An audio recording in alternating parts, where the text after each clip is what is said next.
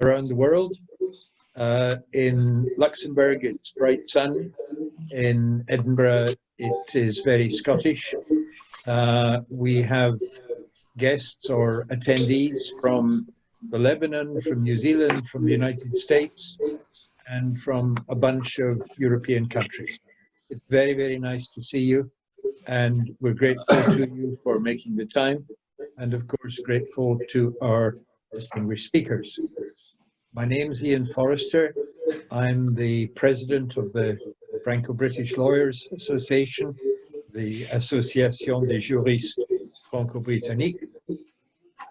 Now, the exigencies of COVID have induced or forced institutions like churches, universities, clubs, courts, which are very much bound by tradition, to find new ways of communicating. And I'm very pleased to say that this society has discovered that there's a strong demand for webinars on the subject of public policy, and the big public policy issue, which was the enormous question of our times for the past 4 years, has been Brexit. And the Brexit drama has been suspended for about 5 months because of the virus. Now, there's a real demand for information, discussion of public policy questions, and frank debate about questions which need to be addressed. And our first webinar attracted some very distinguished speakers. The Lord Advocate, that's the Principal Prosecutor of Scotland, the Principal of Glasgow University, and 3 actual or former members of the European Court, Luxembourg. So once again today, we've got a really distinguished expert panel, and that's a matter of satisfaction and indeed pride. But the topic for today is not a matter for satisfaction. It's certainly not a matter for pride. We have to discuss the lack of progress on vital matters touching how the United Kingdom relates to its European neighbours. Now I repeat what I said at the last webinar. We're not getting together to reverse or to lament the political choice which was made in voting for Brexit. That choice was confirmed in a referendum and in repeated general elections since then. So the questions asked and answered, and today the UK is outside the European Union. Sadly, I am no longer a judge in the General Court. The ship has sailed. But it remains the case that for nearly 50 years, the UK has regulated many aspects of daily life in the UK, in Scotland, in Northern Ireland, in Wales, has regulated these questions collectively with its European partners. These are issues of daily life which cannot not be regulated. And we need to know the rules which are going to take the place of the current regime when it expires at the end of this year. So during the Brexit referendum, you'll recollect there was a lot of discussion on the theme of take back control, but there was little discussion about what Brexit really would mean in practical terms. And so here we are, still asking, 4 years later, how to organize daily dealings with our neighbors in a small continent, neighbors with whom we have to cooperate, and how to organize ourselves internally in light of the devolution of Scotland. So far from ending the uncertainty, to use the slogan, quitting the European Union looks likely to provoke uncertainty unless a bunch of sensitive matters are settled. That's not what the British people voted for, nor should we forget the interests of 4 million citizens living outside their country of birth, like myself, living here in Luxembourg. So these themes are very, very urgent. And we have today an exceptional range of contributors who have great expertise. We've got the Minister in the Scottish Government responsible for European affairs, Cabinet Secretary Michael Russell. We've got Professor Catherine Barnard, something of a TV celebrity and a familiar face from discussions at high level about the dramas of Brexit. Less well known to the general public is Fiona Godfrey of British in Europe. That's the largest grouping of British citizens abroad. And she has been for years assiduous, extraordinarily diligent in drawing to ministers' attention, even if they didn't wish to be told about it, of the practical problems of Britons living outside the United Kingdom and EU citizens living in the United Kingdom. Because she's proud to be European and British, and that each label has its consequences. And finally, but not finally, we have Sylvaine Poillot-Peruzzetto of the Cour de cassation in Paris, to round up to give a summation at the end.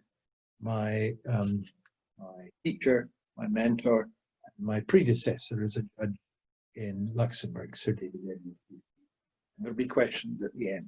Now, we're going to have the running order of first, Catherine Barnard to tell us the broad picture, and then we'll have Michael Russell, the Minister, and at the end of his intervention, there will be questions, because it has to be quite shortly with the First Minister. I thank the Law School of Glasgow University for being our co-host. We welcome a contingent from France, and I remind us that questions in English and French are equally welcome. So if there are non-members present, please watch, please join us, please think of becoming a member. Now, just before we get to the substance, I'm going to ask Mia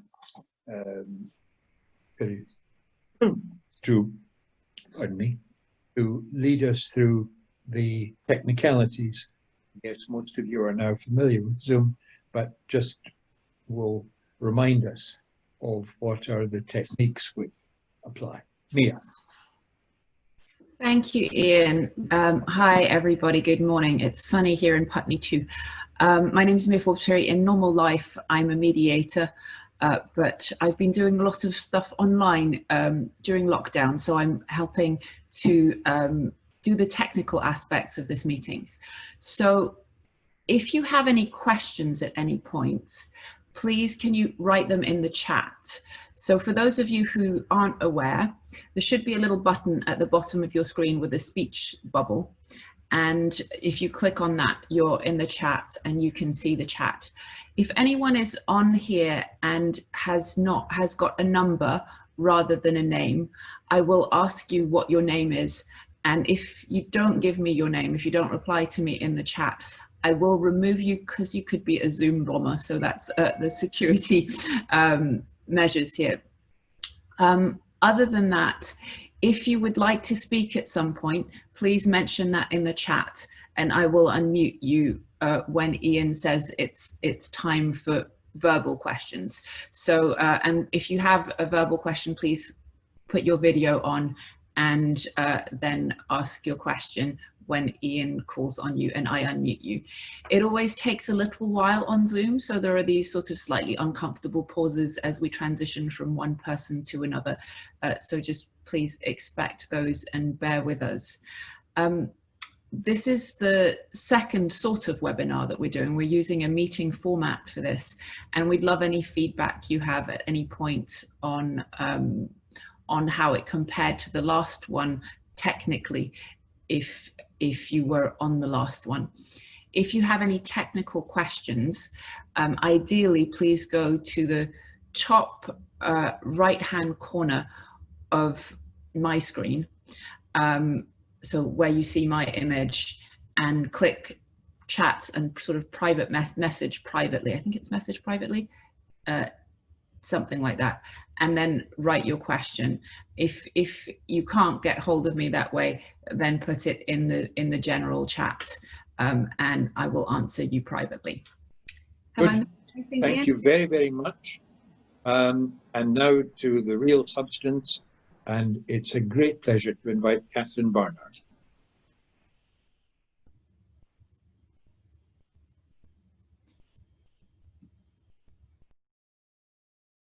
Catherine, are you unmuted? Thank you. Thank you. Thank you very much indeed. It's a great honour and privilege to be in this very fascinating panel. Can I just confirm that you can see the PowerPoint slide and it fills the screen? They're clear. Thank you. So what I've been asked to do is to give an overview of the state of play of where we're at.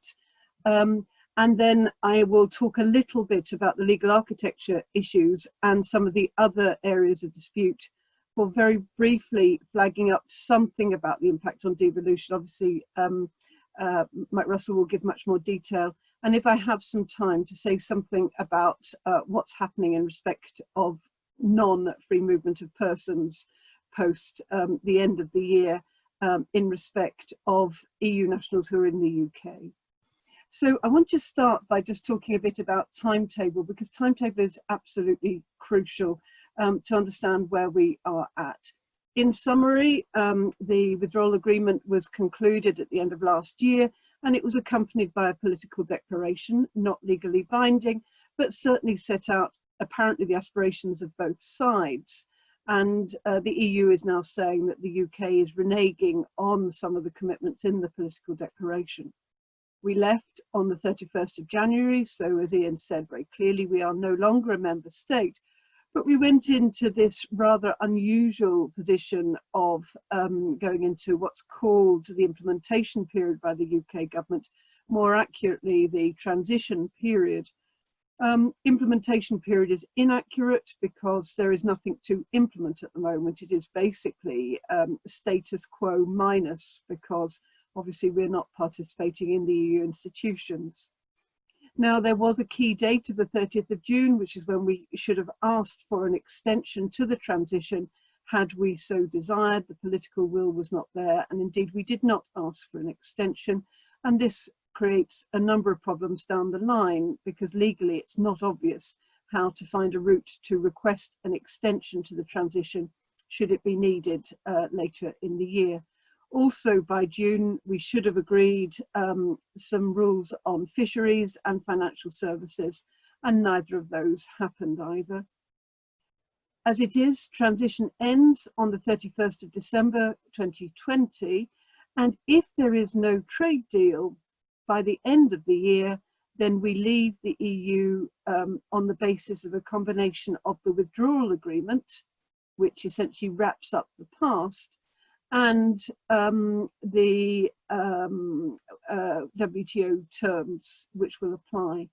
Contrary to popular understanding, if there is no trade deal by the end of the year, we do not default to the status quo. We will move into a very different relationship with the EU. In an ideal world, however, there will be some sort of FTA, free trade agreement, reached by the end of the year. And if there is not, as I say, withdrawal agreement will apply, including the Northern Ireland Protocol, and I will return to that in a moment. Now, there is some really serious problems in terms of this simple timetable, not least the serious problem is that we have got very little time to negotiate a trade deal, and as we've seen, the negotiations have not been making very much progress.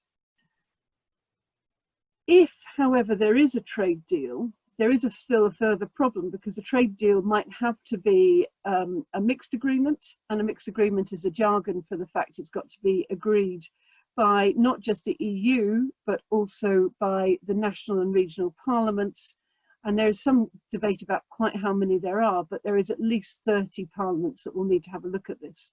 And this will all take time. And remember, all of those parliaments have their own politics. It's by no means clear it will get waved through.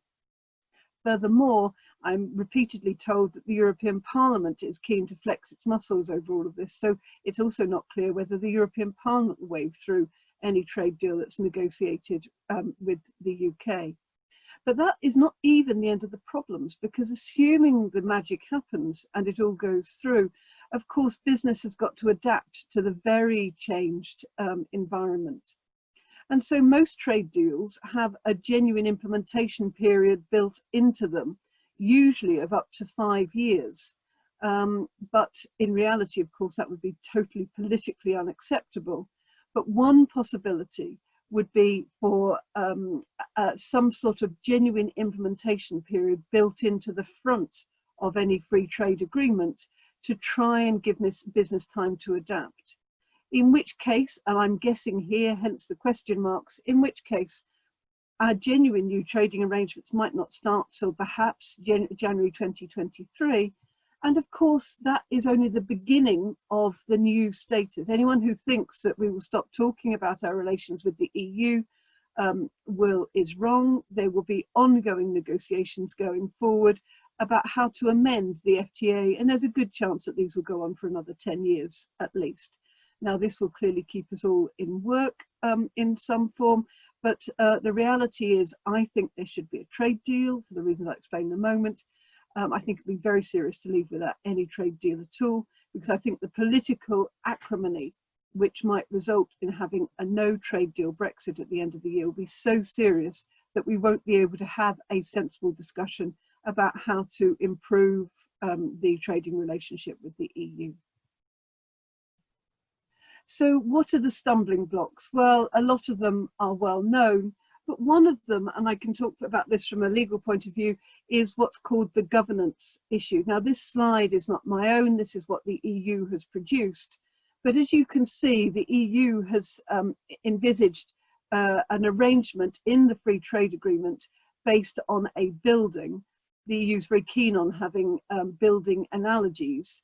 But the key point about this building is that there should be an overarching governance framework. You can see that in the sort of second tier down, which embraces both the traditional FTA elements of any trade deal, which is in the blue on the left, as well as any security component, particularly law enforcement and judicial cooperation.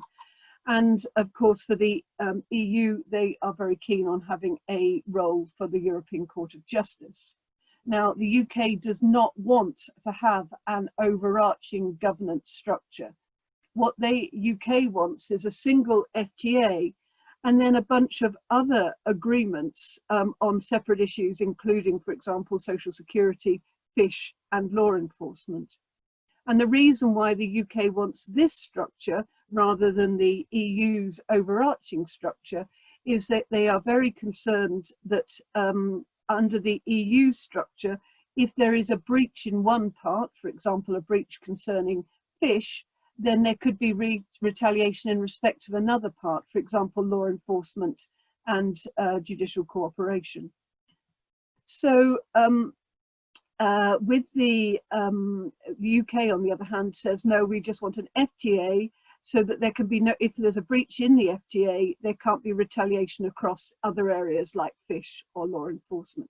So the UK wants much more like a Swiss-style arrangement, which the EU does not like. And the EU is very resistant to this because, as we've already seen with the Swiss arrangement, it is creaking at the seams. And there is another referendum coming up on aspects of migration.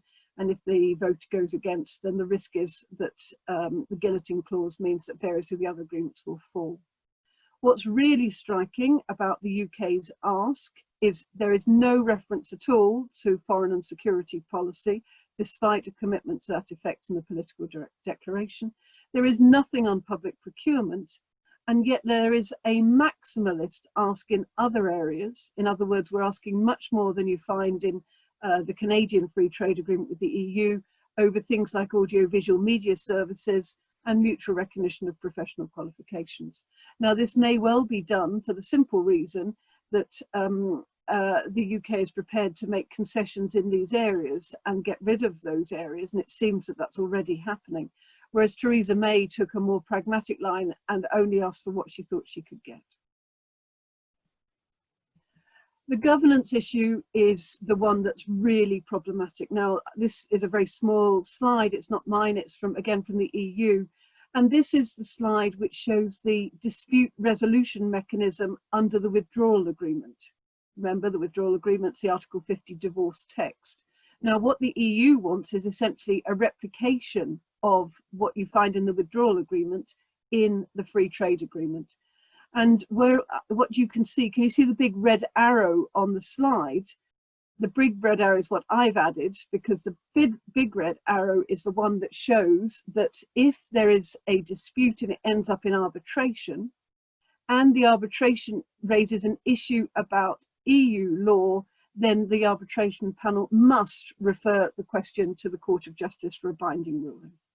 Now, with deep respect to the former judges on the panel, the Court of Justice is a bright red line for the UK negotiators. And just to give you a flavour of how much the ECJ is loathed, this is the letter that Marc Francois sent to Michel Barnier. And if you see at the top again where I put a big red arrow, he says, in the spirit of honesty between friends and for the avoidance of doubt, there can be no role for the European Court of Justice. So this is really an extraordinarily strong red line. But this brings me back to the Northern Ireland Protocol. Now remember, the Northern Ireland Protocol will apply even if we leave at the end of the year without a trade deal. And actually the UK has already sold the pass on the role of the European Court of Justice in respect of the state aid provisions in the Northern Ireland Protocol. And you see that in Article 10.1 and Article 12. I won't read them all through for you, but state aid, the UK has signed up in the Northern Ireland Protocol to the UK, note it doesn't just say Northern Ireland, the UK respecting state aid provisions in respect of matters on goods in Northern Ireland. Why is this significant? Well, because as you can see, the Article 12 expressly refers to the role of the Court of Justice, and Annex 5 makes reference to all of the EU institutions in managing state aid. This doesn't just apply to Northern Ireland, it applies to UK-wide measures which have an effect on Northern Ireland and thus an effect on trade between Northern Ireland and the rest of the Union. To give you a concrete example of what I'm talking about, if there is, for example, the new furlough scheme is introduced after January 2021, if we have to go into a further lockdown, furlough is reintroduced, that will have to be notified to the European Commission, because the furlough scheme applies to the UK as a whole, including Northern Ireland, and it will benefit Northern Ireland manufacturers.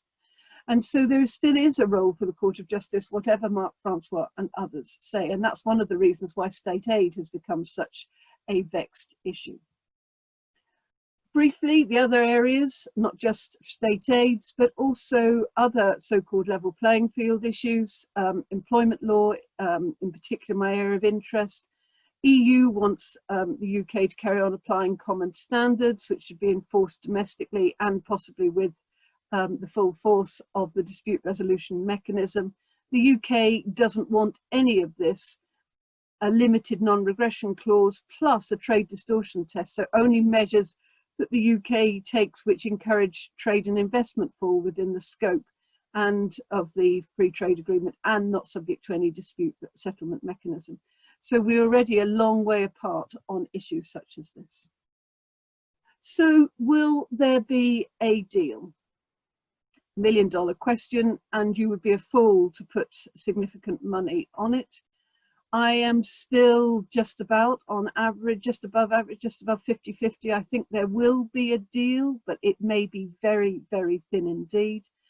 And although a lot of people say, oh, well, actually the government really doesn't want a deal at all because of the fact that we can hide any damage caused by Brexit behind damage caused by COVID, I'm less convinced by that argument, because the sectors most affected by COVID are not the same as the sectors that will be affected by Brexit.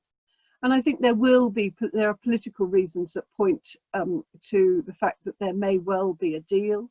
Partly it's to do with Boris Johnson, who sees himself as a deal maker, partly because it would be a way of demonstrating that he is a competent leader, partly, and this plays into the devolution issue, that he is aware that there are major elections in Scotland next year, and does Boris Johnson want to be the Prime Minister who's been responsible for the breakup of the Union? The public probably do want a deal. And I think crucially, in the light of what happened last week in Brussels, the extraordinary negotiations over the rescue fund for the EU, there is now more bandwidth in the EU itself and in the key governments to actually concentrate on Brexit. What sort of deal, if there is one, as I say, it will be very thin indeed. But as I say, I'm in favour of at least even the barest deal of some sort to at least pave the way for carrying on talking with the EU. It's likely, if at all, to be what's called a 0-0 deal, zero tariffs, zero quotas. But of course, don't forget that the key issues are non-tariff barriers, and so things like different standards, checks at the borders. These are much more substantial issues actually than tariffs, but the government is still very preoccupied with tariffs. But if we need more time to negotiate, as I said before, really difficult to do, because it seems to me from a legal point of view that if we need more time to negotiate or more time for ratification, you still need to go through the process of treaty amendments, because I think Article 50, which is the legal basis for the divorce, has now been turned off when we left on the at the end of January, although that point is somewhat debated. I probably had my time. Do you want me to say something about persons, or shall I stop, Ian? I think let's stop. You could go on for hours, but we need to hear from Michael Russell, who has a date with Political Destiny in 45 minutes. Okay, in which case, thank you very much indeed, and I'll stop there. Lovely. Thank you. That was really good and really helpful. And we'll say now, later. Cabinet Secretary Michael Russell.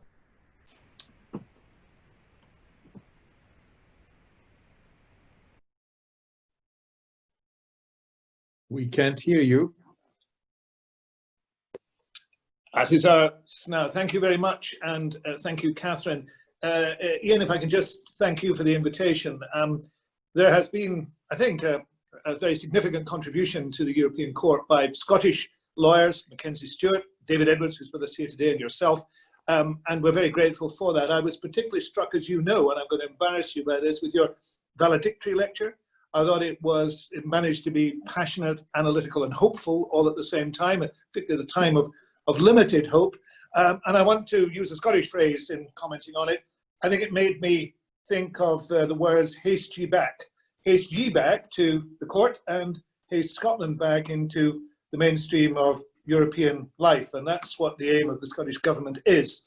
And I want to say that at the outset. You said in your introduction that the UK had left the EU, which is true, and that the political die had been cast, both in a referendum and in subsequent elections. Well, up to a point, but certainly not in Scotland. The outcome of the referendum in Scotland was very clear. 62% of people who voted wished to stay in the EU, a very high proportion. And each subsequent election since then has indicated a very substantial majority for my own party, the Scottish National Party, very clearly in favour during those elections of rejecting Brexit, and now in favour of rejoining. And that is our policy objective. So that is a context in which I will speak. Catherine has dealt with one of the topics I wanted to deal with very effectively, the topic of what actually is happening in the UK-EU negotiations at the present moment. So I don't intend to spend much time on that. I broadly agree with her analysis. I think on balance there will be a deal out of the negotiations, but it is on balance and it is certainly not certain. The type of deal that will come will be either a low deal or what is, to all intents and purposes, a no deal in terms of any advantages that the UK will get out of the situation. But negotiators want to negotiate to a conclusion. I think both sides want to get something out of it, and both sides probably need to get something out of it. In the UK's side, they need to continue the myth of Johnston as the ace negotiator who has been able to face down the EU and come away with a triumph. That will not be the case, but that's how it will be presented. I think the EU will find a way to allow that to be presented, because for its interests, he wants, and many of you in this distinguished audience know this, I think not only do the EU 27 want, but they deserve an end to this disruption. And I think that will be an objective to get this over and done with. And certainly during the German presidency, I think that is the objective of the German presidency, which is to draw a line under this by the end of the year. It is technically possible to find a way that this any agreement that is come to, say, in late September, early October, could be ratified without having to go to national or subnational parliaments. And that is also probably in the minds of both sides, that if this was to be a matter that required the assent of all the parliaments, the timescale looks virtually impossible. But if it were a means were found to avoid that, then probably it could still be done within the timescale, though the timescale is ludicrously short. And deliberately so from the UK's perspective, because they also want this over, because they want to, and I say this very bluntly, hide the financial damage of Brexit, which will be considerable, and we've published as a government substantial information on that, which I'm very happy to make sure that people get, and all those publications are on our website. There will be very substantial damage, but they wish to hide that under the even worse damage that will come from the COVID pandemic. And therefore getting this done and not spotlighting the damage that will be done is an objective within the UK. I'm pretty certain of that.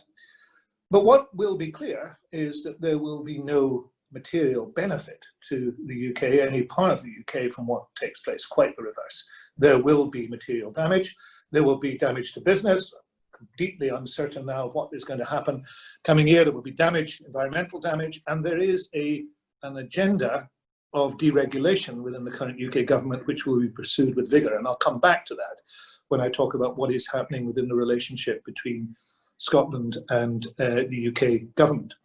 But there will also be damage in other areas. Catherine touched very briefly on the issue of law enforcement. There will be damage done to law enforcement in Scotland, particularly by the removal of the European arrest warrant, which I think is now inevitable, that will not be a tool that will be available to the Scottish police forces and Scottish courts as a result of this. And there will be other damage done as well. This is an extraordinary moment, really, in global politics. I mean, a country has willfully taken part in a series of negotiations to weaken its trading position, to disadvantage its citizens, and to create circumstances where law and order becomes more difficult. That must be utterly unique, but that is what is taking place, and there are no substitutes. I mean, it's really important to recognize that even the most optimistic view of what new trading relationships would give is minuscule compared to what will in time be lost, and lost very quickly. I would suggest, I think by this time next year, it will become pretty obvious to many people what has been lost. And that is another reason for us being absolutely clear about our objective to rejoin. But that is where things are. Just on the final detail of negotiations, the UK has actually indicated flexibility on governance. I think it's actually decided that it can't get the type of governance agreement it wants because, as many of you will know, that there's no question of another Swiss-style arrangement. In return, I think the EU has stepped back from some of its insistence on the need for the ECJ to be closely involved. There's already, as Catherine has shown in the protocol and in other areas, the simple fact that that will be the case. So I think the issues that are left are state aid, and there's an internal UK debate going on about state aid.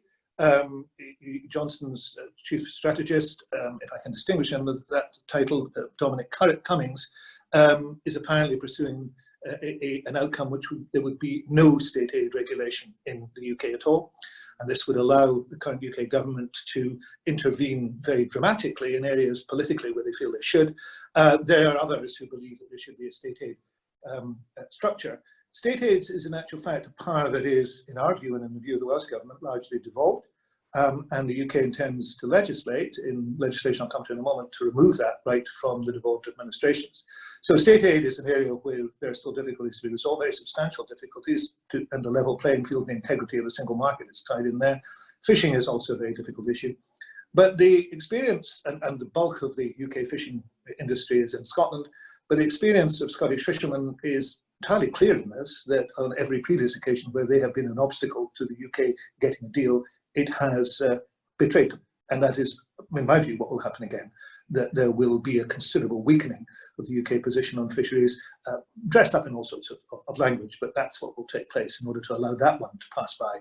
And therefore, I think the likelihood is of a very poor deal, but a deal nonetheless. Not certain, there could be a no deal, and I don't think Johnson would find no deal embarrassing politically. People who support Brexit would probably be quite encouraged by it, but it would be even worse than the no deal.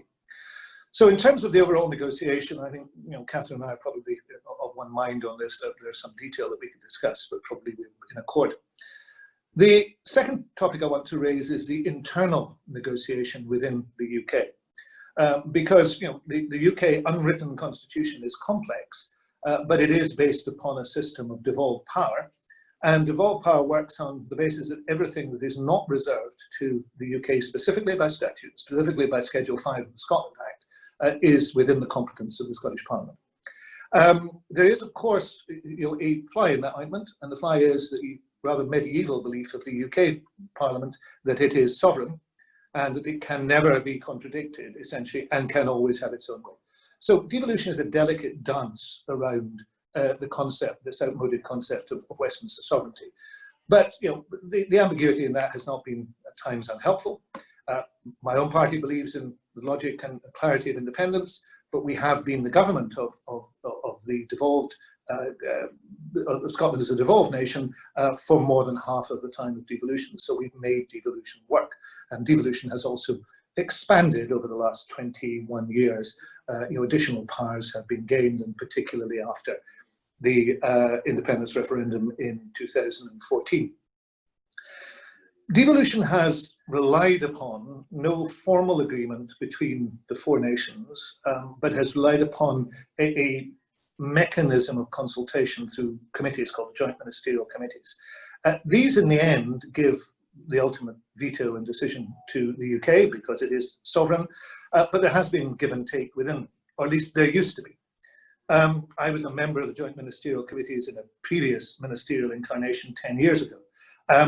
And that was under a Labour government, a Labour UK government, and they were very unsatisfactory and far from even. I once attended a Joint Ministerial Committee in Europe in which there were 21 UK ministers, myself and the First Minister of Wales, so there wasn't an equity in it, but there was a coordination. That structure has got even more difficult to manage since Brexit was voted on in a referendum in 2016, and it is now virtually moribund. The JMC plenary, that is the meeting of the heads of government, has not taken place since December 2018. In other words, Boris Johnson has never convened one. There is meant to be one, according to the Memorandum of Understanding, once a year. Immediately after the Brexit vote, the administrations agreed at a JMC plenary in Downing Street that there should be a new committee, the Joint Ministerial Committee of on European Negotiations. That was set up in October 2016, and I have been the Scottish representative on it since then. It's always been difficult, it's always been unsatisfactory. It is now deeply unpleasant, I have to say. We had a virtual meeting last Thursday. It is essentially, there is no meeting of the minds, there is no information that the members are given that they cannot pick up from the newspapers, and there is a political tension at the very heart of it. And that has been exacerbated in recent weeks by a third issue that I'm going to just come on to.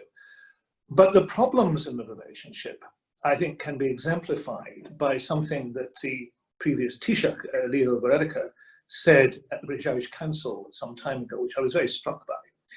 In talking about trust and the breakdown of trust, and there is a complete breakdown of trust between the nations of the four nations, there's been some working together on the COVID issue, I have to say, but on most areas there's a complete breakdown of trust.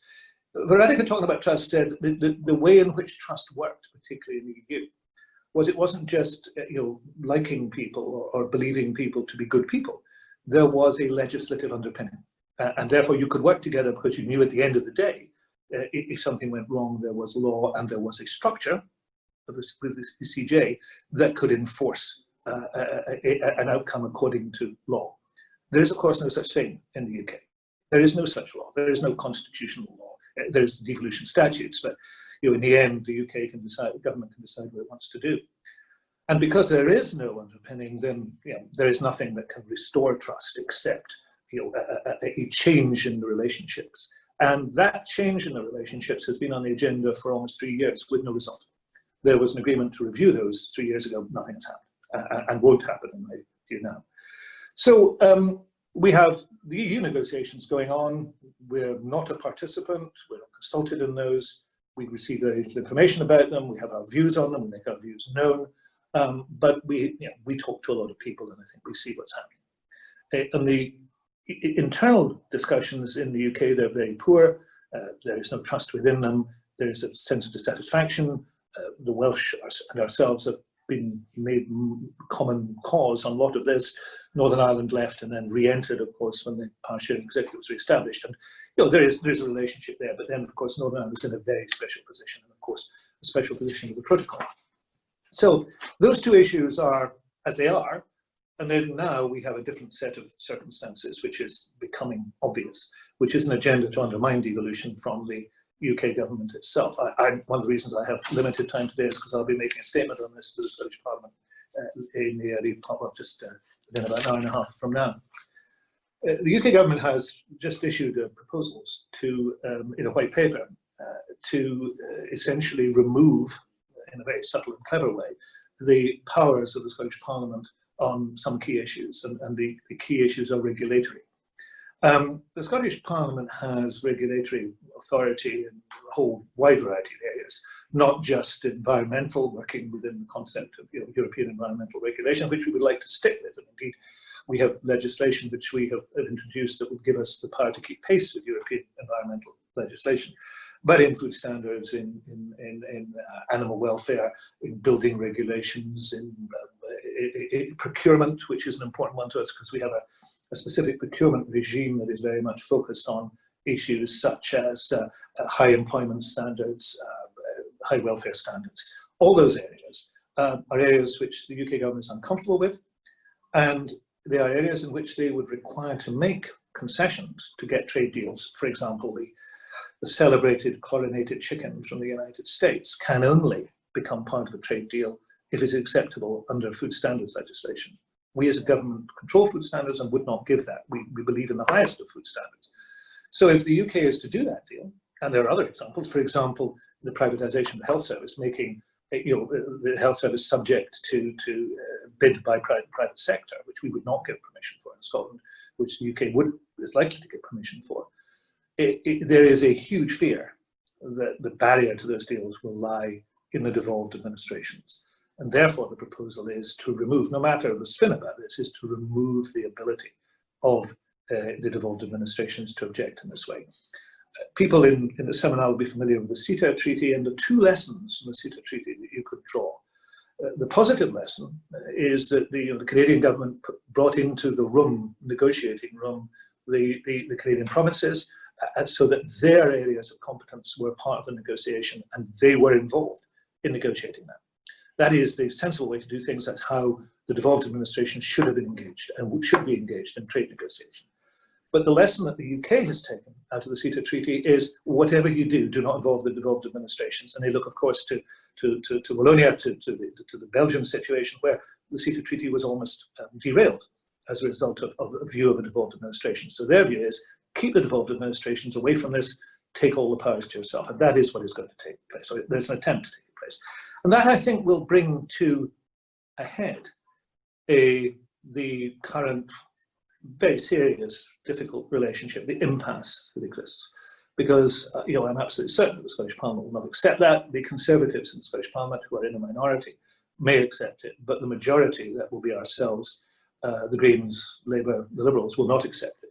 And we will go back into a very serious situation, which it's not easy to see how it be resolved, but from our perspective, we need to resolve it by means of a second independence referendum, for which we have a mandate, that we have several mandates for, and indeed a specific manifesto commitment to honour, which would allow the people of Scotland to say whether they wish to be independent and to rejoin the EU, or whether they wish to continue to be part of the UK. And just to finish on this, Ian, the current opinion polling would indicate that there is a majority in Scotland for independence within the EU. And some of the work I do is to prepare Scotland and the Scottish Government for that, and particularly to understand and to take forward the issues of accession, which we do. A lot of those things have been paused during the COVID crisis, but they are getting underway again.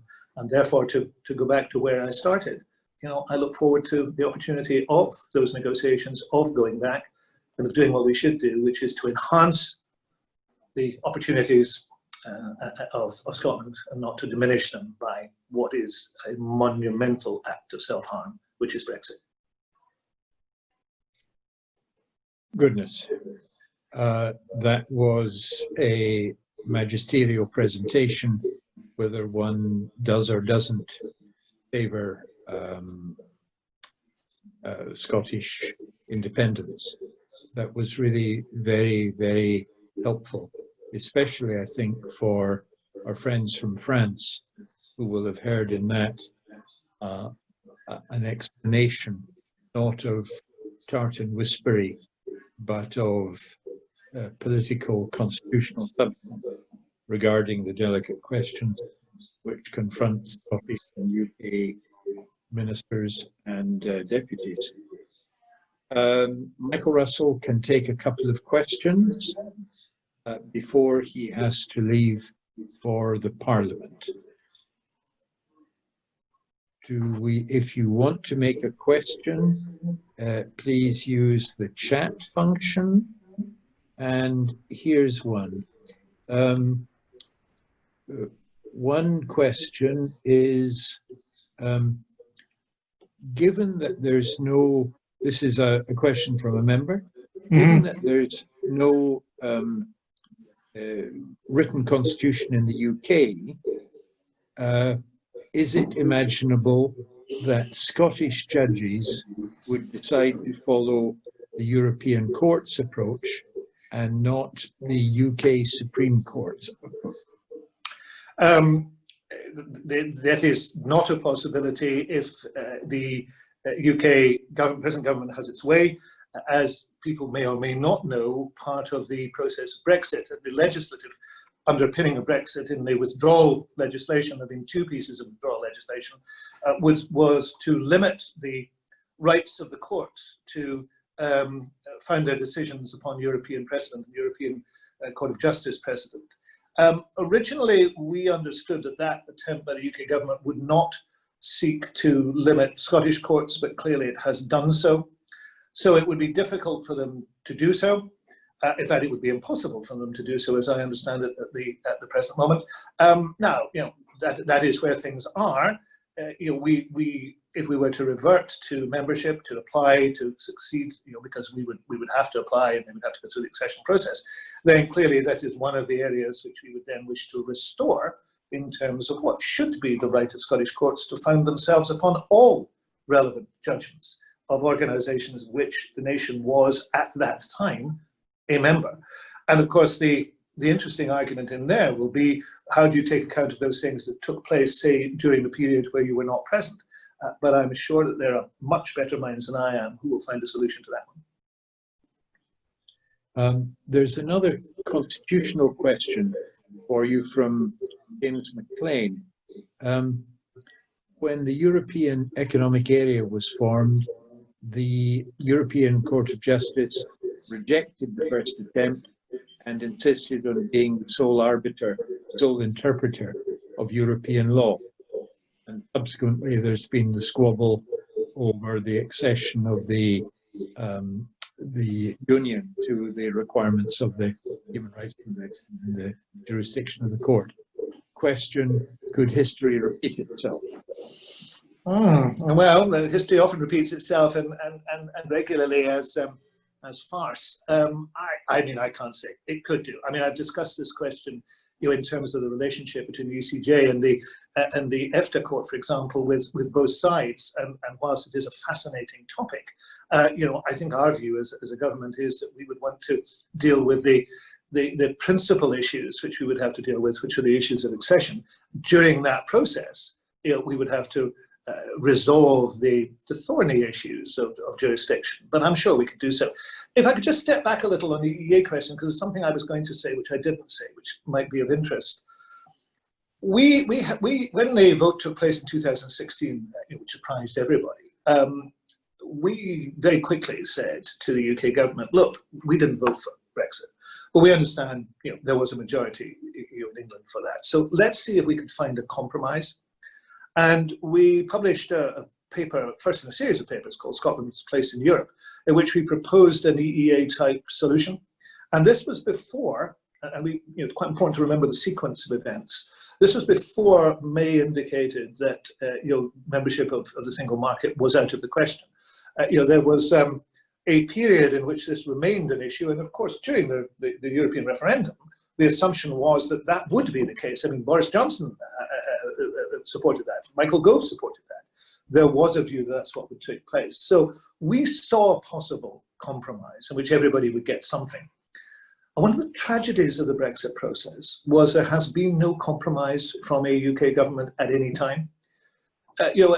If May had, very early days of her prime ministership, brought into the same room, Nicola Sturgeon from here, at that stage Carwyn Jones from Wales, Jeremy Corbyn, the leader of the Liberal Democrats, whoever that was at the time, and Martin and Arlene from Northern Ireland, and sat them around the table and said, how can we all get something out of this? How can we get a solution that's going to work for all of us? I think a deal could have been done. I think in the second half of 2016, I think we could have got something that would have avoided the absolute heartache that we have had since then, and the utter waste of time and money that we've had since then, and the continuing chaos that takes place. And it is a tragedy that that did not happen.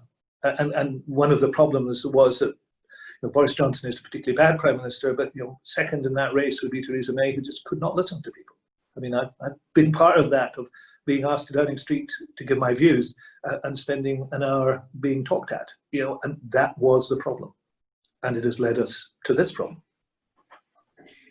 We need to let you go, but before you do, let me ask a question as a teacher, as a parent, and as a concerned citizen. The referendum on Brexit was agonizingly divisive. And the referendum on Scottish independence 5 years ago was also desperately painful. What's your comment, citizen, a political leader, on the proposition that no matter what the good might be of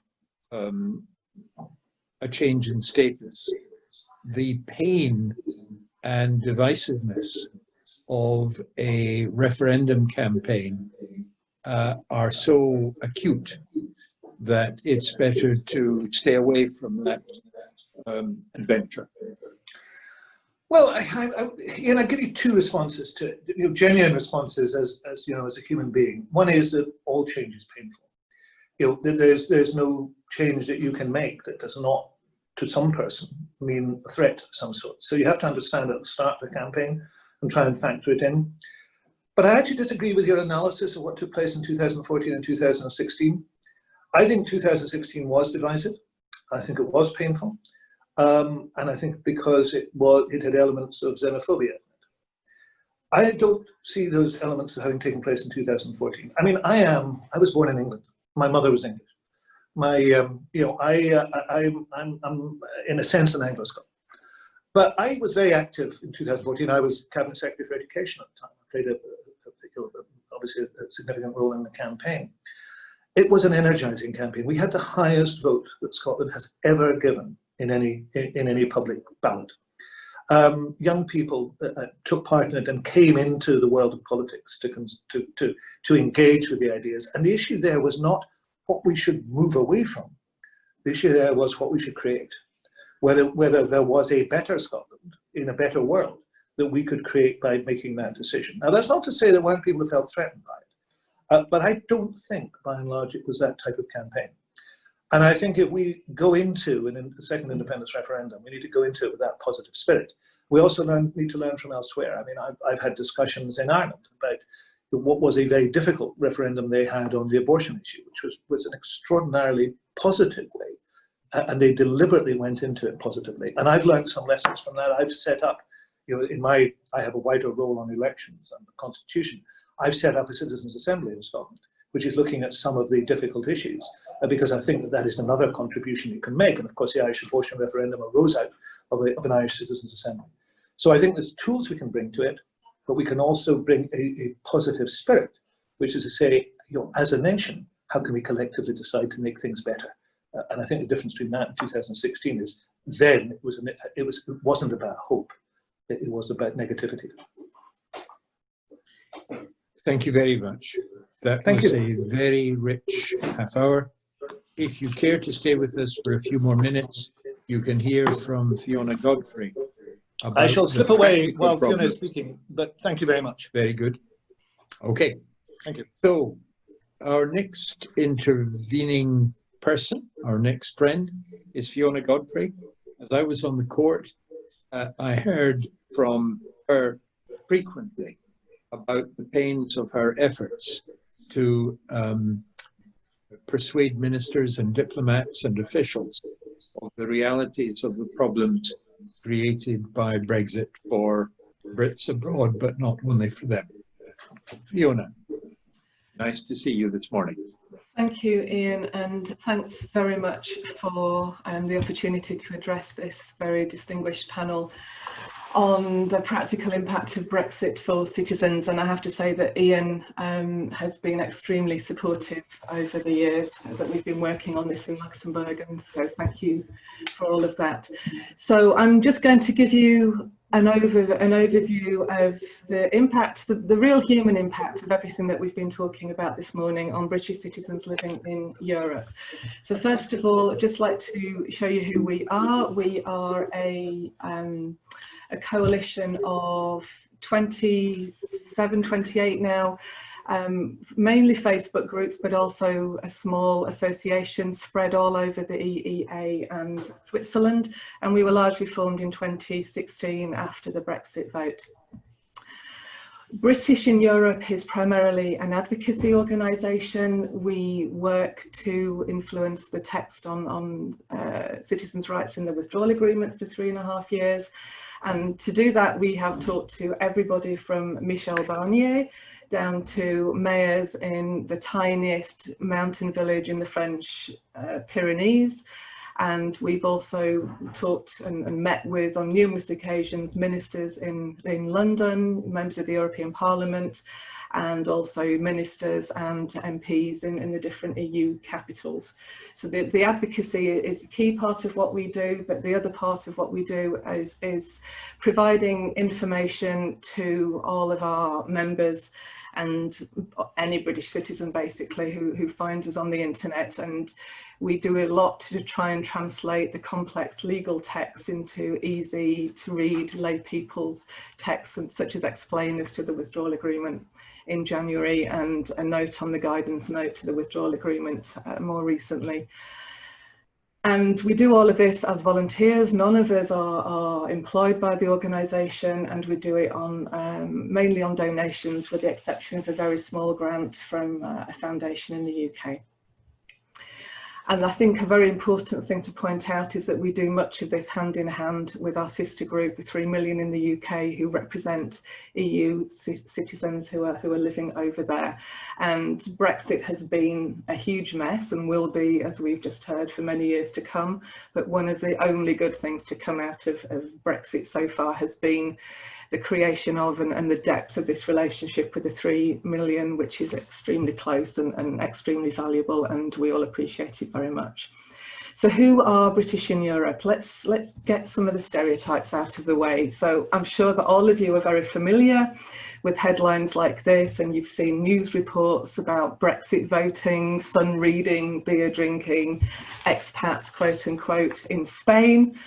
But that's not really who we are. For a start, the idea that we were Brexit voting is fairly ridiculous, because only 60% of us actually had a vote in the EU referendum. And of those 40% who could vote, a very, very small percentage actually voted for Brexit. I'm not going to deny that these people don't exist, but they are not the real story. So who is the real story? Who is a British citizen living in Europe? Well, meet Theo. Theo, you can see here in the black jumper, pictured standing outside the Moyenne sign at Luxembourg Airport. Theo is a young British national. He voted Remain in the UK in 2016, and he was working in the IT sector there when his multinational US employer asked if he would be interested in relocating to Luxembourg. So he did in 2017, and he came with his partner, who you can see in the other photo. His partner Greg is a Dutch-Belgian dual national, and he's very representative as a couple. They're very representative because 50% of us in relationships here in Luxembourg are in relationships with non-British partners, and I'll come back to that later in the presentation. So they came to Luxembourg together. In 2019, the American multinational decided to shut down its UK office, but Theo went into partnership with 3 EU colleagues from the same company, and they set up a very timely project to develop an interviewing platform for human resource managers. Greg also works in a tech startup in Luxembourg. So in effect, the UK lost 2 young IT professionals in 2017, and Luxembourg has gained them. And their story is replicated every day as young British professionals leave the UK and head over to the EU to start businesses and new lives. And the important thing to note is, and this is being borne out by research which is being carried out at the moment and will be published shortly, is that Brits in Europe are now, they're young, they're well educated, they're often working in new industries, they're mobile, another key point, they're risk-taking, and they're entrepreneurial, and they're committed Europeans. So please do look behind the headlines, because Theo and Greg are the real face of British in Europe. So this is a slide on the citizens' rights in the withdrawal agreement. It's what we kept, and we don't have a lot of time, so I'm not going to dwell on these because I'm assuming I'm speaking to an audience which is largely familiar with these. We kept some things: residence and working rights, healthcare, family reunification, UK pensions uplift, etc. But British in Europe in particular also lost a lot of rights, and the main one obviously is continuing free movement across the EU. We also lost the right to return to the UK with our non-UK spouse under Surinder Singh rules, and I'll get to that as well a little bit later. So the impact for us has been considerable and will be considerable. So Ian asked me to talk about uncertainties, so we have a few, starting with implementation of the withdrawal agreement, the status of dual UK-EU nationals, future free movement that Catherine referenced in her presentation, social security coordination, family reunification, and governance issues for UK in the EU. So we don't have a lot of time, so I'm not going to spend a huge amount of time on any of these, but just to say that in addition to the ones that I'm talking about today, the European Commission in May published a guidance note to the implementation of the Citizens' Rights Chapter of the Withdrawal Agreement.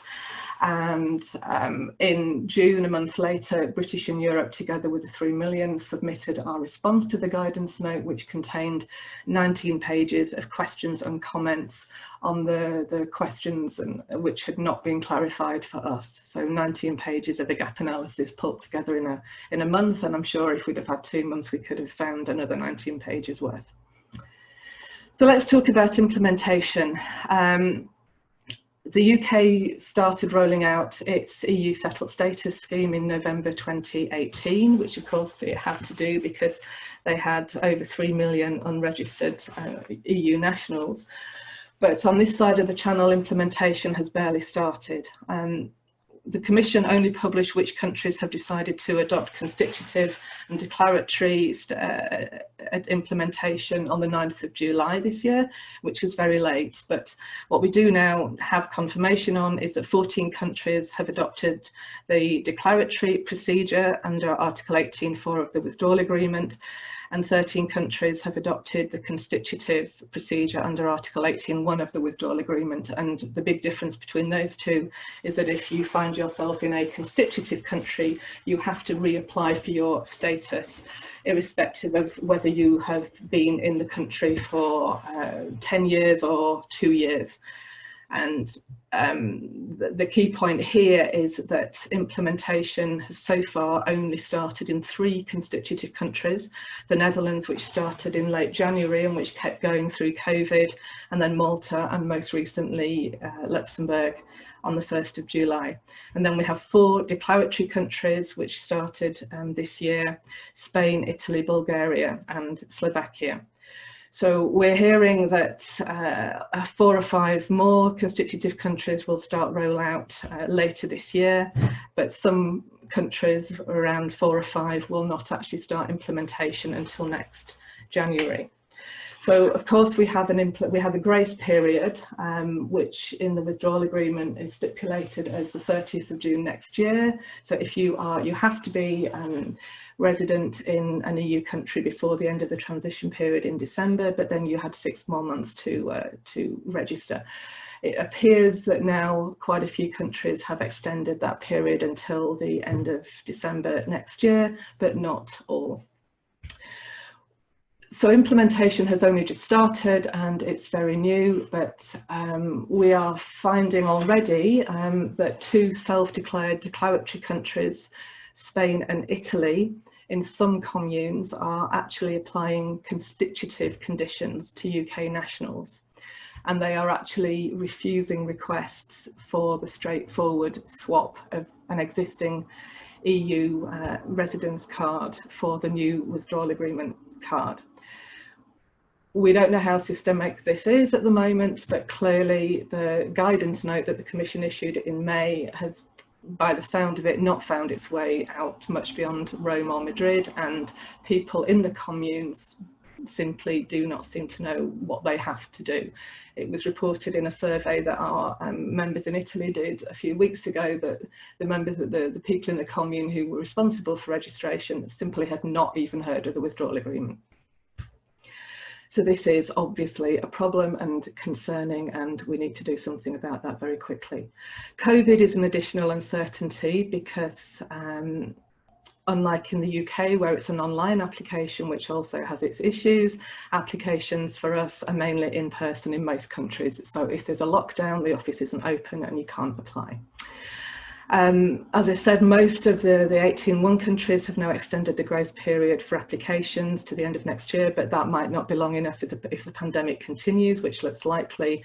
And of course, the economic recession caused by the pandemic is going to make it harder for Brits in the EU to meet economic conditions if they need to, if they don't have permanent residence, or for Brits in the UK who wanted to move over before the end of this year to take advantage of their WA rights.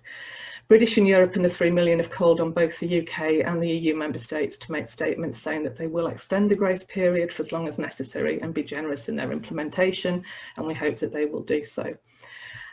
Seeing as we are a Franco-British French society here, France is another constitutive country which is making British citizens reapply for their status. It was due to launch this implementation process in July, but because of COVID has pushed it back until at least October. And we do expect there to be significant problems in France because there's no requirement to register as an EU citizen. So many British citizens didn't do that, but they might now have problems meeting economic conditions again because of COVID and closed borders and the economy.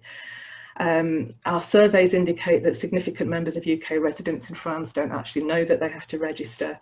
So there's a question of how we're going to get that information out to them. The UK is funding a couple of organisations to help with registration, but sometimes these organisations don't cover the regions where lots of Brits live, and they might only be limited to helping old age pensioners or maybe veterans who've served in the armed forces. So lots of people, including, for example, British children who might be in care, may not know that they have to register, and people may not be doing that in time.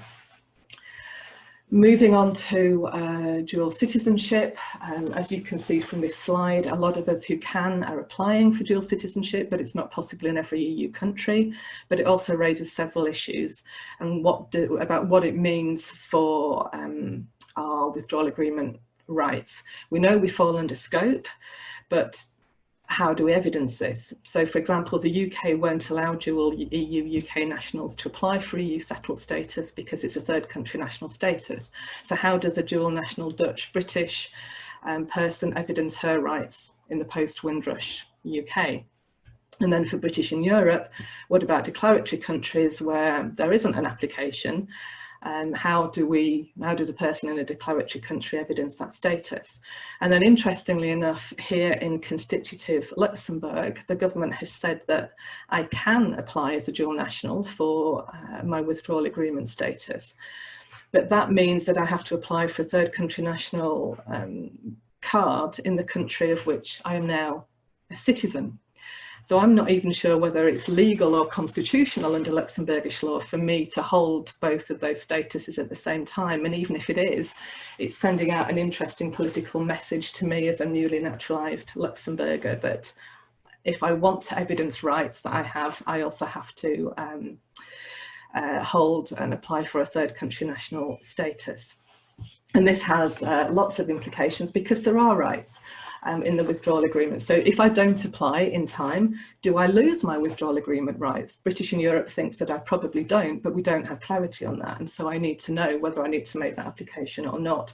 And then there's questions related to things like mutual recognition of qualifications. My co-chair Jane is in Berlin, is an EU competition lawyer. She has recognition decisions in Italy, Belgium and Germany. And obviously at the end of this year, her recognition decisions in Belgium and Italy will fall away. But if she decides to go back and work as a lawyer again in Italy as a German citizen, what's happened to her recognition decision? We don't know. We need clarity on that. So we've asked all of these questions, but we haven't really had them answered, including in the guidance note, and we need to have them answered because, as my friend and colleague Calber Meadows said when we addressed the House of Commons Future Relationship Committee last month, in some countries, if you can't evidence rights, you may as well not have them. So moving on to the next slide, future mobility rights. This is obviously crucial for us because it was the biggest single loss for British in Europe. We know we've lost freedom of movement rights in the withdrawal agreement, or we think we have, but what other options are there for us? How do our withdrawal agreement rights intersect with other EU third country national long-term residence rights and national immigration mobility rights? Again, we've asked this question for 3 years, but we haven't had a response. And on our reading of the withdrawal agreement, we're not at all clear that British citizens who don't have a dual EU nationality,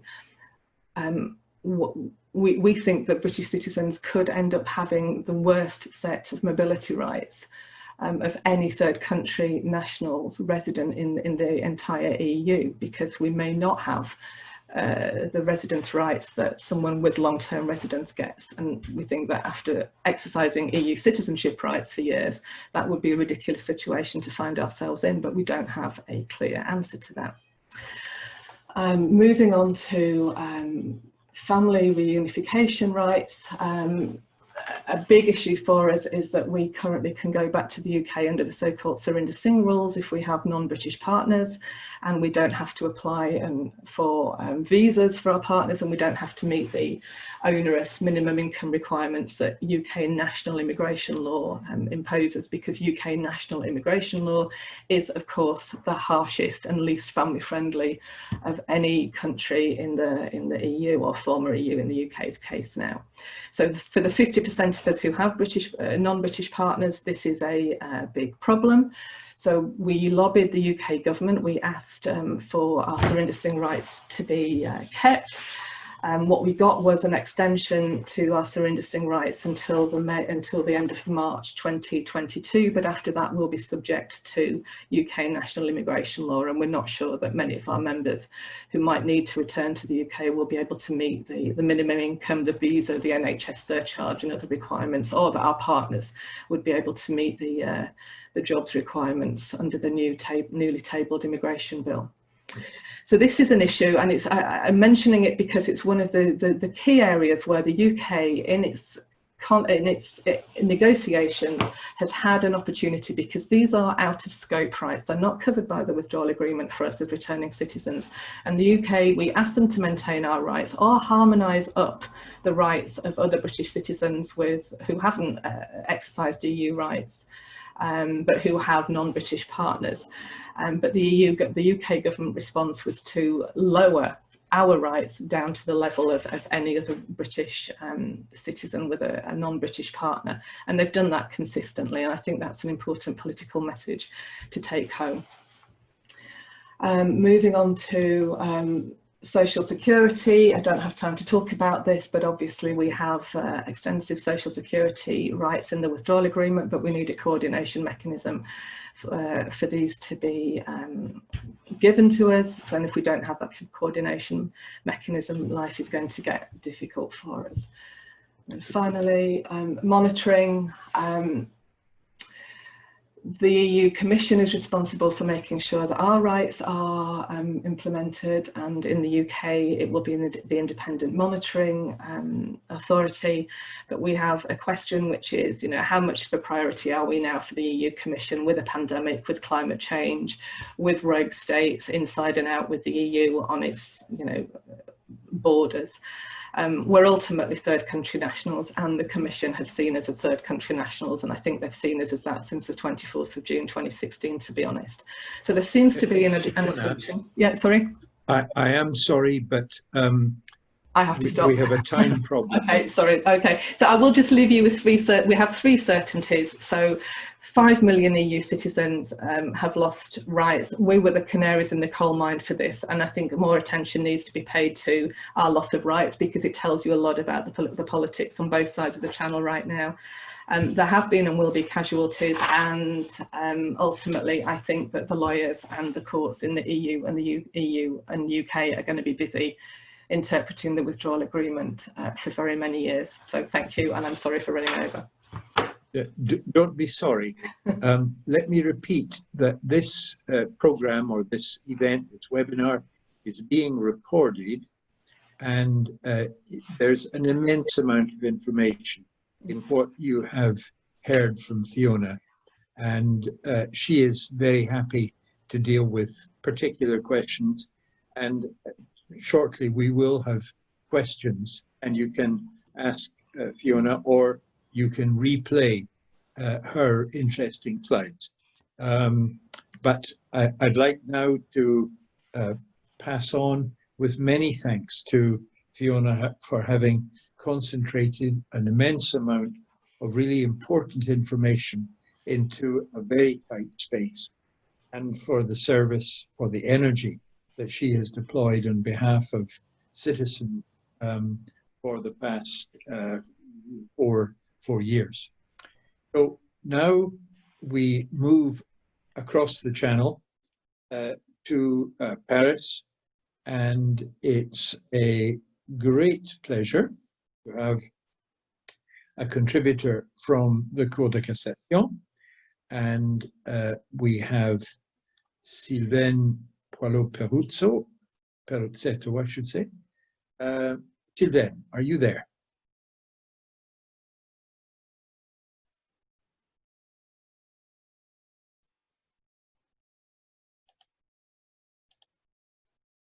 Unmute.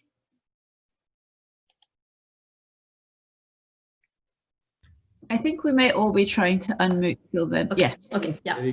Sorry. Thank you very much, Jan, for having invited me to this webinar.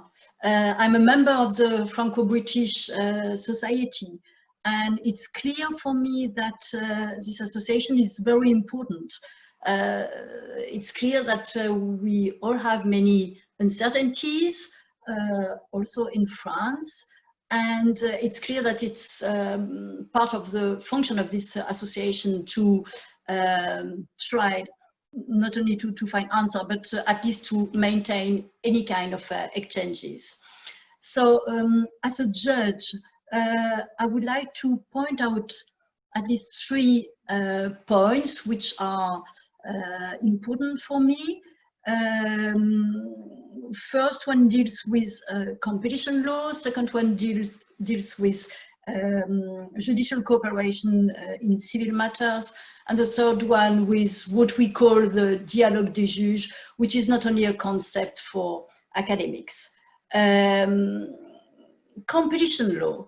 I'm a member of an association which was created by a British and a French judge, which is the Association of European Competition Law Judges.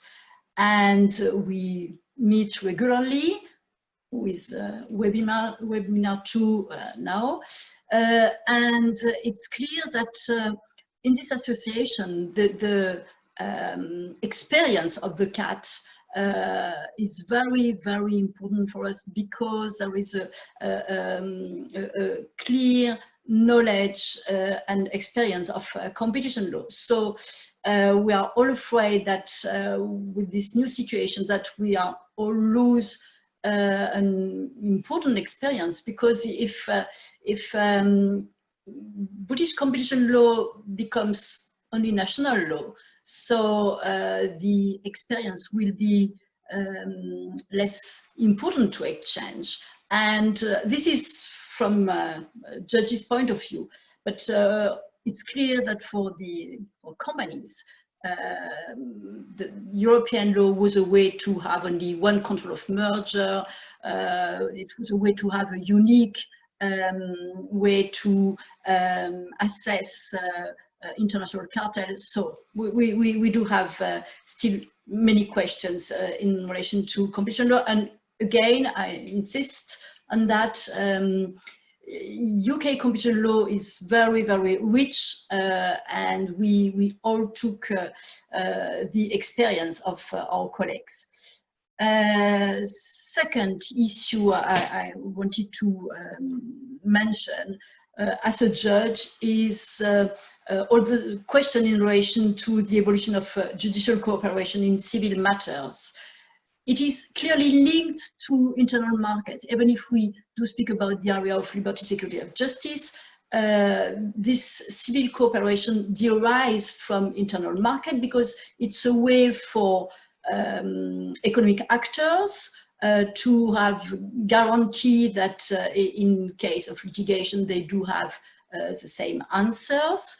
And it's also very important for movement of person, free movement of person, to guarantee to people who do have an international life or European life, but international one, that also they do have also same answer. So, and there are 2 aspects in this judicial cooperation in civil matters. We do have common text in relation to conflict rules, what is the applicable law in case of an international situation. And the second aspect is the cooperation between actors, which is, in my opinion, as important and probably more important than having common rules.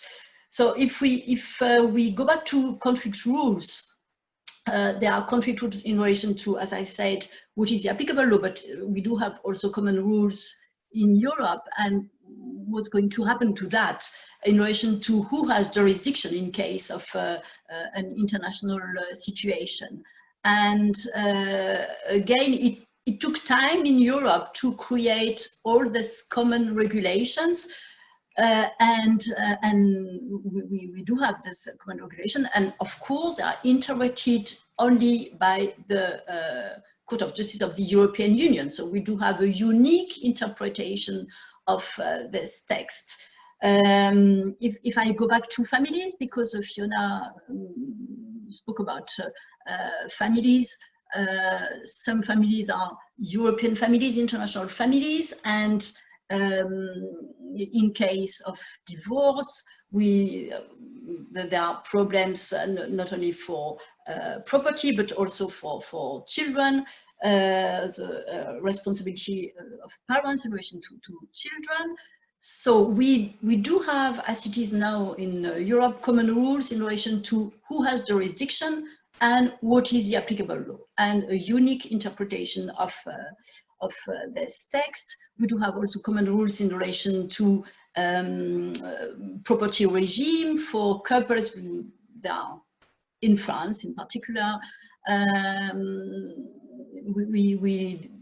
There are many English people who do live, British people who do live in this area of France, and there is a problem of succession, there are problems of property regimes, and as it is now, we do have, with the European regulations, we do have unique answers to who has jurisdiction and what is the applicable law. And in case of litigation, we also have this so important problem of recognition of judgment everywhere in the European Union. So for families, for these international families, the European Union, the text, they do guarantee people that, despite the fact that they do have an international family, they have the guarantee that they won't be faced to too many problems in case of litigation. So same for trades. It's not only the issue of circulation for people who do deal with trade. There are European texts in relation to who has jurisdiction, what is the applicable law in case of a contract between two companies, in case of a litigation related to a contract between two companies, or in case of torts. Again, there is a unique text with a unique interpretation in relation to who has jurisdiction and what is the applicable law, and the consequence of that is recognition of the judgment, whatever the place the judgment was made. So I could also go on with the list of the texts. There is one in relation to insolvency, the place where the proceeding should be opened, and also text in relation to small and quantity claims. So we do have, there is this quick procedure. So what's going to happen with that? Even if UK maintain the text we do have a unique interpretation, and as a lawyer we know the importance of the interpretation. So we just spoke about that. And the second element of this judicial cooperation in civil matters, and for me it's a very, very important one, is cooperation between the various actors. So it's not a question of articulation between national laws or between national jurisdiction. It's the fact that people, actors dealing with a specific case, they do meet, they do speak in order to solve a problem. And I especially have in mind the issues related to child abduction and all the questions which do arise in case of family disputes. So as it is, we do have some texts, they provide this cooperation between specific authority which are selected by each member state. So what's going to happen with that? And there is also this so important network of judges which was created by a European decision, and it is a way to guarantee that the various countries that they do have a liaison magistrate, people who is still in connection with judges for specific affairs. So it's really for specific cases in case of litigation, and these people, they are obliged to exchange, to sometimes they meet, but it's very important in specific cases to have this specific contact. So what's going to happen with that? And the third issue I wanted to mention is what we call, I use the French sentence of dialogue des juges because I see it in English text. So it's not an academic concept. It's clear that it was firstly used in order to mention the network which is created by the Court of Human Rights, European Court of Human Rights, and also the network created by the Court of Justice of the European Union. But the dialogue des juges, it is also what is created between various national jurisdictions. So it's the horizontal dialogue des juges, which is, in my opinion, very important, and in particular because I do belong to the Cour de cassation, and it was created a network of the President of the Supreme Court in the European Union. It is a very important network. It's a way for judges to spend time abroad. Personally, I spent 2 weeks at the Supreme Court in London. That was a marvelous experience to understand how it works, of course, to meet people, but it's also an interesting way to see how issues are resolved, not only legal issues, but also organization issues in courts. So, and also this network provides a service of comparative law. And as a judge, I very frequently use this service when I want to apply a text, and when I have to apply a text, and when there are discussions in relation to this text, I ask what is the situation elsewhere, and I use this service of comparative law. So as I wanted to mention that there are specific issues for practical, of course, for practical cases, but it's clear that for us, not only for the Association of Competition Law, but also for this network of the Supreme Court I just mentioned, it's very important to see how things are going to happen now. And what I wanted to say too, it's that it's quite easy to erase, but what was built during ages, relations, friendships, trust. So it's something which has to be maintained. So we probably have to find a new regime of cooperation, but I really hope that we will maintain the structure, all the structure of cooperation. So, and it's clear that the Franco-British Lawyers Society will take its own part to that. Thank you very much. Thank you very much. Now, we have a few minutes for questions, and we also have the pleasure of a summation by David Edward.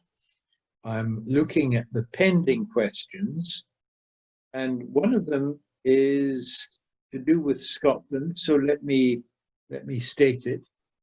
Are the powers which Scotland might have to resist Westminster's intention to take back devolved matters, which we've heard about from Russell, are those powers essentially political, or are they legal? And I think I might ask David Edward what his thoughts are on that question. Are the powers by which Scotland might endeavour to resist a de-devolution act or Westminster, are those powers political, or are they legal? Well, it depends what you think is the effect of the devolution statutes. If you regard the devolution statutes as being, at least in part, constitutional, then the devolution of certain powers to the Scottish government and Parliament, and equally to the Welsh government and Senate, and to Northern Ireland, then they are part of the British Constitution. The proposal in the Internal Market White Paper is completely vague as to how the machinery is intended to work. It's simply that the problem is that what it says is that it is necessary to maintain the internal market of the UK, and that the way in which this is to be done is by monitoring by somebody unspecified, and decisions eventually being taken by the UK Parliament in order to avoid what are said to be barriers essentially to free movement. What the white paper really says, and it does seem to depend in the end on the principles of mutual recognition and non-discrimination. And any EU lawyer would say, well, we've heard about that for some time, and there are several books written on both topics. They are extremely complex and sophisticated problems, which have been greatly assisted by the references to the Court of Justice. And I'll come back to this when I have an opportunity to round up. But essentially the problem is that you've got a legal question which is being asserted to be soluble by political means. And we know that that is an incomplete solution. Thank you. Thank you. Now, other questions. This is for, I guess, Notre Française.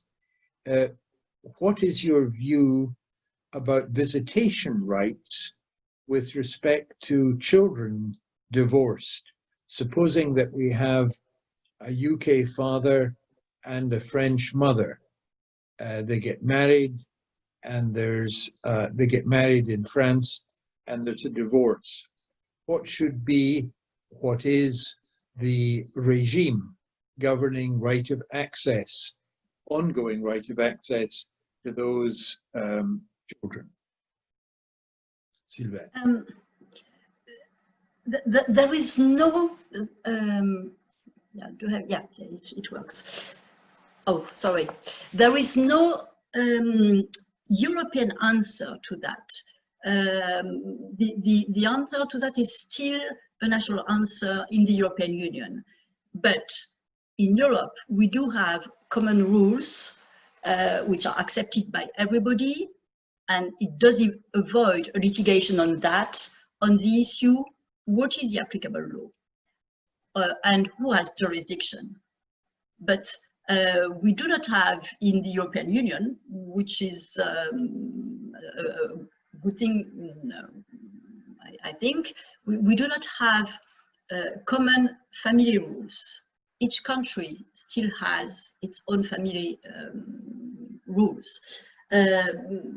But we do have that. And what we are going to, the risk or the uncertainty is to lose the common answer to the first question, who has jurisdiction and what is the applicable law. As it is in Europe, it's a place of the family, the place of, where the family lives.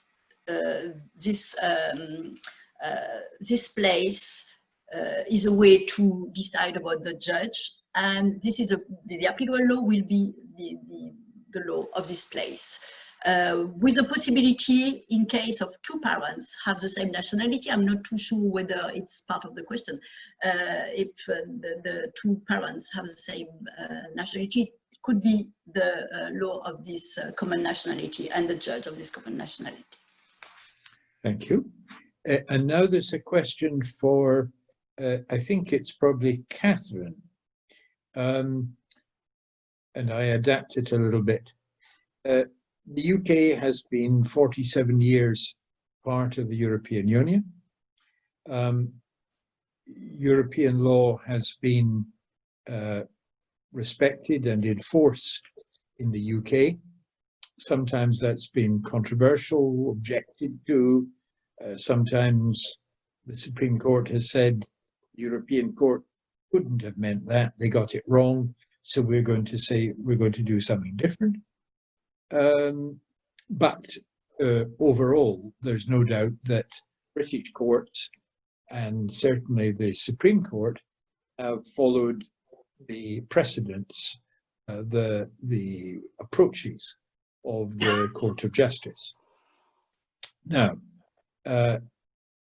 after in our new situation, for example, on questions of conflict rules, on questions of technical regulation, on questions of the precautionary principle, for example, do you think that the Supreme Court's approach is going to be consistent, or do you think that there will be a new line after Brexit? Thank you. The answer to that is partially given by the 2018 Act. So we know that in respect of pre-Brexit case law, i.e. case law of the Court of Justice before the end of this year, all courts will be bound to apply it, including the Supreme Court, but the Supreme Court has got the powers to depart from it in the same way it would depart from its own earlier decisions. In respect of post-Brexit case law, the UK courts are required to follow it if they think it is helpful or useful. So the superficial answer to your question is, yes, they will carry on applying that case law. The problem is it gets more complicated, and it's got more complicated for a couple of reasons. The first is that the government is now consulting on whether the powers of the Supreme Court to depart from case law of the Court of Justice should be extended to a much wider range of courts and tribunals. At the moment, it seems that the government favours extending it to the High Court as well as the Court of Appeal. For me, I think this is very problematic because it puts the courts in the political front line, and I think it would be far better for the government itself to use its own powers, its own legislative or executive powers, to say we're not following particular decisions. There's a further issue, and that is that, of course, a lot of case law of the Court of Justice is pegged on the fact that the UK was part of the single market, which of course we will no longer be. So there may be a sort of middle road approach where the courts say in some areas like employment law, where UK law continues to be very much based on EU law, for example, equality law, that the decisions of the Court of Justice will be very influential. But in other areas like intellectual property, the courts will say, well, actually our situation is now, the UK situation is now different as a non-member state, and therefore will, rather than depart from decisions, will distinguish them because of the change of factual scenario. So I think it's going to be tricky, but I think the bottom line is judges are ultimately pragmatists. They've got to decide the case in front of them, and they have a vested interest, as do we all, in making the system work. Thank you. And now from a Scottish academic, Lorna Gillis. This is really for Sylvaine.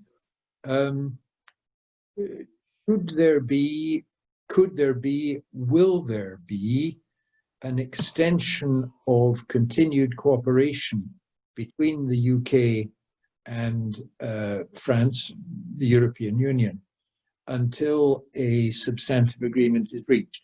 For example, cross-border jurisdiction is not dealt with in the withdrawal agreement.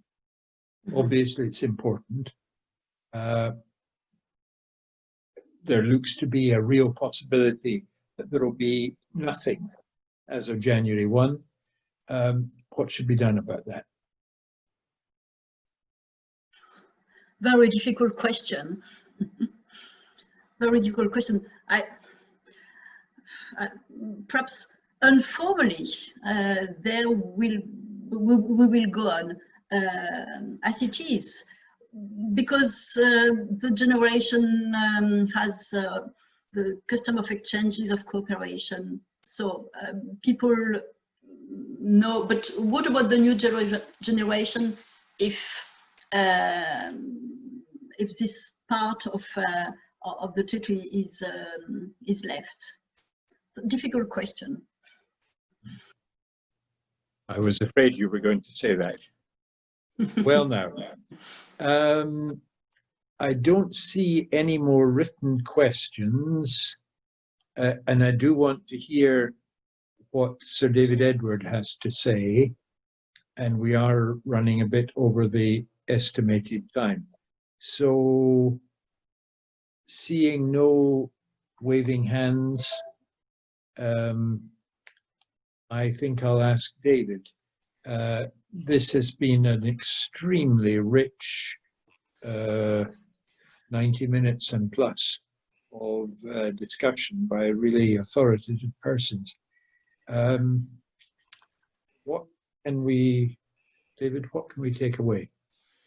What can we take away? Then in my view, let's begin with Catherine's presentation and some in the letter from Marc Francois, the hostility to the European Court. That, I think, is simply an aspect of a general hostility to the whole idea of law, lawyers, and judges. It may be a matter of trust, but trust comes into this. The essence of the European Union is that it is an association built on law.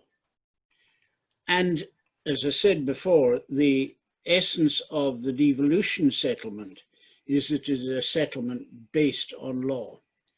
But for historical reasons, and partly for reasons of the failure of the British education system to educate people in the idea that law is important, the idea of the politicians is that sorry, something's gone wrong. No, I've lost you. Are you still hearing me? Yes, perfectly well, Yeah. Okay. and even seeing you. Let me just go on. The problem is that the political class, and to some extent the administrative class, the civil servants, they are not educated in law and they don't understand the importance of law as a basis for mutual trust. And that is, in my view, a fundamental problem. Passing on from, and I think that is one of the problems related in arising in Catherine's presentation, because the absence of any concern for law as a basis for business. Business, whether you like it or not, has to take place against a legal background. And what strikes me as very extraordinary about the policies of the UK government is that it doesn't seem to pay any attention to the problems of business or any attention to the problems of real people, as Fiona Godfrey illustrated. There seems to be a dogmatic determination to leave the EU with minimum agreement and then in some fashion find a place in the world. Well, I don't need to say to people who are regretful of leaving the EU that that is a bubble, but it nonetheless, the fact that you are simply ignoring the consequence of us being not part of a legal system also comes down in the contribution of Sylvaine Poillot-Peruzzetto. Certainly it is true that behind the, or outside the radar of the average politician, enormous steps have been taken in establishing a system of mutual cooperation between the courts and in the matter of law. And again, it matters to people. It matters to people who has custody of children. It matters to people who has to pay for the children. It matters to people who has access to the children. All that involves a legal basis, and its working, as Sylvain said, depends on dialogue of judges. But there we are. This is behind the radar, outside the radar of the average politician, and doesn't seem to be regarded as important. So what I take away, first of all, from this, the whole of this discussion, is that it is essential to understand the importance of law in the working of life, business life, and personal life. But now coming to the issue of devolution, the question is, does the so-called principle of the sovereignty of Parliament, which as currently put forward is a perversion of the original doctrine of the sovereignty of Parliament as announced by Dicey way back in 1886, from which he departed in the second decade of the 20th century. The idea of the sovereignty of Parliament means that politicians can do anything. That is the view taken. Law takes a second place, and therefore, insofar as judges assert a legal position, they have become enemies of the people. And according to some accounts, the judges are to be there to have their wings clipped because they decided that the prorogation of Parliament was unlawful, for example. What we have to face up to, therefore, is behind the scenes an essential conflict between the politics and the idea of the rule of law, that there are certain limits beyond which politics cannot go. And likewise, perceiving the role of the law as a protection for people and business to operate in their own way and not at the whim of politicians. And this is a very fundamental problem of our nation now, as to how we go forward without any firm foothold in a legal system. I don't know if you would like to ask any questions. Well, now,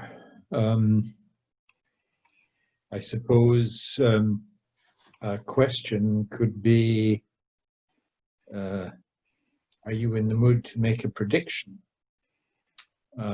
this morning about what's likely to happen, for example, on the question of the tension between that we heard about from Mike Russell about the tension between the role of the devolved parliament, the rights apparently of the devolved parliament, and the wish of the UK, and not only the UK but also the EU, to concentrate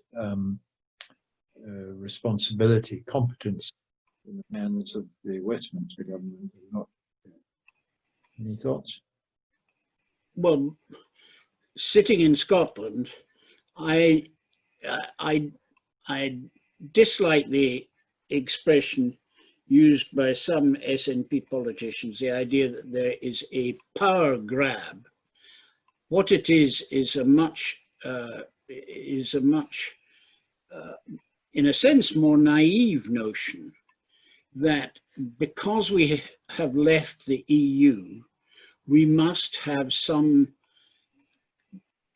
basis for the so-called internal market in the UK. And actually, large parts of the white paper would be very, very apt in a description of why it was extremely stupid to leave the EU. But I think the difficulty is that the white paper and the general attitude of the government, of the UK government, doesn't respect the rights of the Scottish Parliament or the Scottish government. They are simply regarded as ancillary parts of the working of the United Kingdom, subject to a total control of the UK Parliament, and that, I think, is simply a recipe for people to vote for independence. That if the government continues to work as incompetently as it does, then can we be worse off? Is the position. Yes. Well, now, I have found this an enormous privilege. I've found the discussions rich, complementary, provoking, troubling, no question, but also confirmation of the utility of our little society, well, not so little, of our society of Franco-British lawyers. It seems to me a splendid thing that we can get together from our own homes and offices and holiday places to have discussion as useful and as provoking and stimulating as we've had. The proceedings have been recorded, and in a little while you'll be able to access them to our website, and you'll be able to see the slides that Catherine and Fiona showed, and hear the remarks of Michael and Sylvaine and David.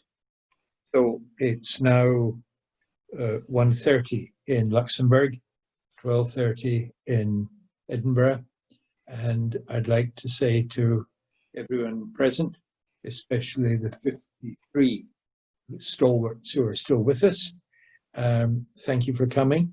And the next two public policy webinars will touch on competition and state aid, and on